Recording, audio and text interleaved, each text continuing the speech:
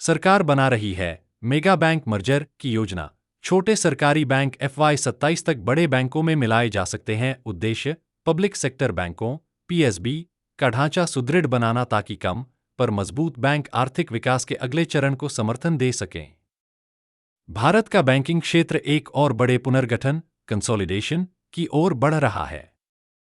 सरकार एक mega bank merger plan पर काम कर रही है, जिसके तहत छोटे सरकारी बैंकों को बड़े बैंकों में विलय किया जा सकता है।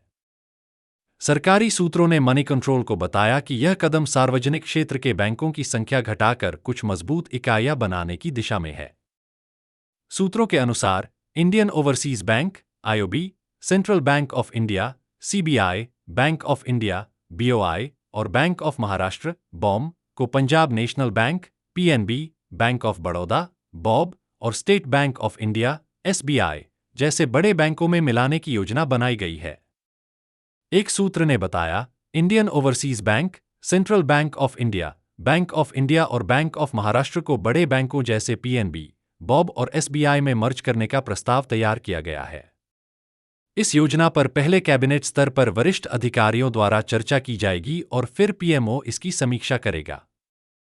FY27 वित्त वर्ष 2026 से 27 तक इस योजना पर विस्तृत चर्चा और रोडमैप को अंतिम रूप दिए जाने की उम्मीद है। सूत्रों के अनुसार FY27 एक संकेतक समय सीमा है ताकि सरकार संबंधित बैंकों के विचार और परामर्श प्राप्त कर सके। सरकार किसी भी औपचारिक घोषणा से पहले आंतरिक सहमति बनाना चाहती है, सूत्र ने कहा।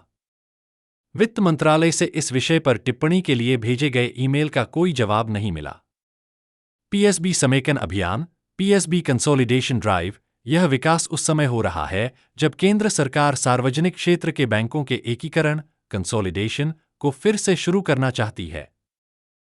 सरकार इसे अपने मध्यम अवधि के बैंकिंग सुधार कार्यक्रम का हिस्सा बना रही है। 2017 से 2020 के बीच सरकार ने 10 सार्वजनिक बैंकों को मिलाकर 4 बड़े बैंक बनाए, जिससे सरकारी बैंकों की संख्या 27 से घटकर 12 रह गई।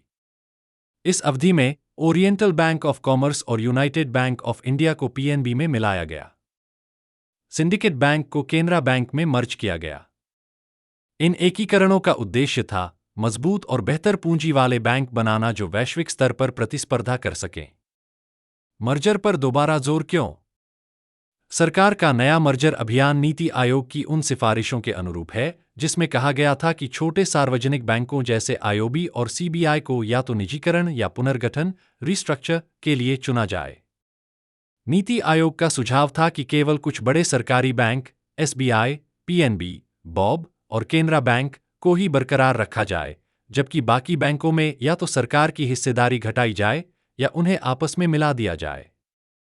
एक सूत्र ने बताया, वर्तमान योजना उन्हीं सिफारिशों पर आधारित है, लेकिन मौजूदा परिस्थितियों के अनुसार उसे संशोधित किया गया है।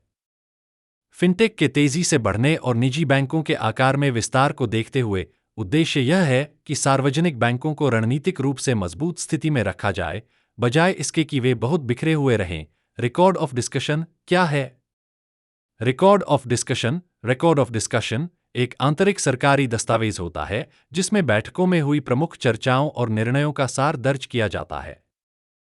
यह दस्तावेज आगे की निर्णय प्रक्रिया और अनुमोदन अप्रूवल्स का आधार बनता है। क्या समय सीमा तय की गई है?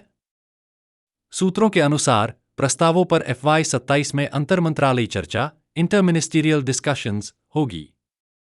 इसके बाद इस पर कैबिनेट और प्रधानमंत्री कार्यालय PMO स्तर पर विचार विमर्श उसी वित्तीय वर्ष में किया जाएगा। सरकार आगे समेकन क्यों करना चाहती है? इसका उद्देश्य है बड़े और मजबूत बैंक बनाना जिनकी बैलेंस शीट क्षमता अधिक हो, संचालन दक्षता ऑपरेशनल एफिशिएंसी में सुधार लाना और वैश्विक वित्तीय प्रतिस्पर्धा में भारत के बैंकों की स्थिति को सुदृढ़ करना।